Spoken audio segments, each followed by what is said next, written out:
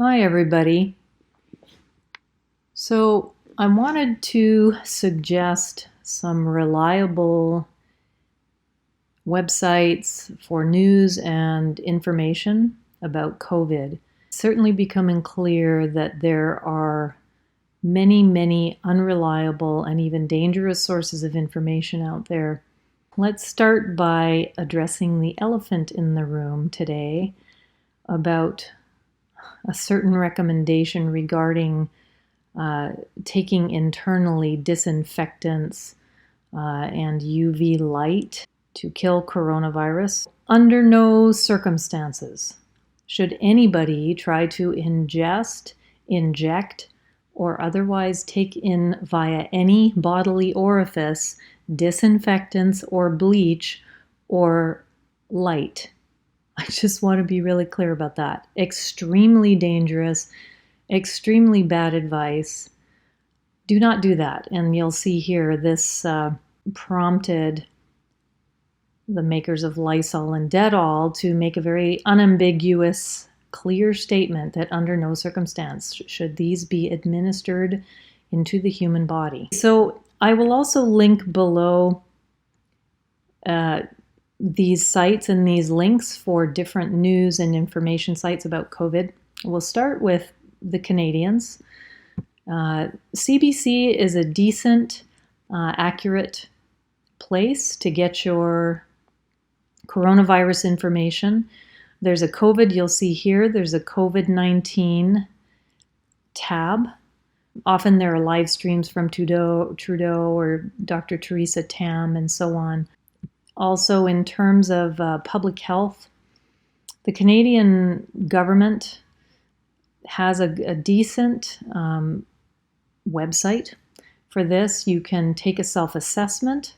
Here you'll see that the self-assessment is specific to your province or territory. So if you're in Ontario, you can do that. And then they'll say sometimes there's a separate link for the province. There are subtle differences with some of these. So be sure you choose your appropriate area and you can start your self-assessment. Many of you will already be aware of this. You go through and you answer the questions, and it will give you check off, cough, shortness of breath, and so on, and it will take you through and give you some advice about that. Now, please remember, these are just impersonal tools. None of this is any substitute for calling your physician. If you have symptoms, you must get personalized medical advice. But it's a start to kind of get oriented. So, and then there's generalized information here, which you can see as well. Okay, this is a good site. For British Columbians, there's a separate British Columbia Center for Disease Control. They also have some good information here for those of you who are in British Columbia. You can check that out here. So Public Health Ontario is another site that is reliable for COVID-19 for people in Ontario. You can check this out here. Another good source. The Center for Disease Control for Americans. I haven't found it quite as user-friendly as some other public health sites, but this is an authoritative source for Americans. They also, as you see here, have a self-checker, which is like the self-assessment that you can take yourself through. It takes you into a separate window, and once again, you will where you're located. You can go through it, and it will ask you similar questions. Okay, so you get the general idea. Another one in the U.S. is the National Institutes of Health. Also another good site to look at, lots of reliable, medically accurate information, okay? So let's talk about other news sites. For the Americans, I would suggest Vox. They have some very good graphics. They do a good job of kind of comprehensively explaining things, and they have some great visuals to kind of help you conceptualize this. So you can see here for Americans, or even for the Canadians who kind of want to get the American feel for things, then this is a very good site that explains things well, and they have lots of videos. They have a YouTube channel as well that's worth checking out. A couple of university sites also for those of you that want to get more reliable medical level information. Johns Hopkins has quite a good global map. They update it regularly, and you can see by country what the situation looks like, and then you can zoom in on wherever you want to. Now, you do have to bear in mind that this is based on how different places, different countries report their data, which differs. There's some mismatch, there's a little bit of comparing apples to oranges depending on how different countries report their statistics. So you have to bear that in mind, but this kind of gives you a general overview.